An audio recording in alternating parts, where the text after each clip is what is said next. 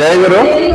आज हमारा विशाखापट्टनम का युद्ध सत्संग शांति नगर में दादा का घर में अनुष्ठित हुआ है।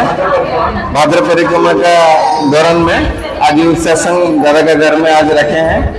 आज हमने 30-40 बंदे लगभग गैदरिंग हुए हैं। ठाकुर जी का जो भावधारा है हम युद्ध लोग भी उनको परिचालित कर रहे हैं।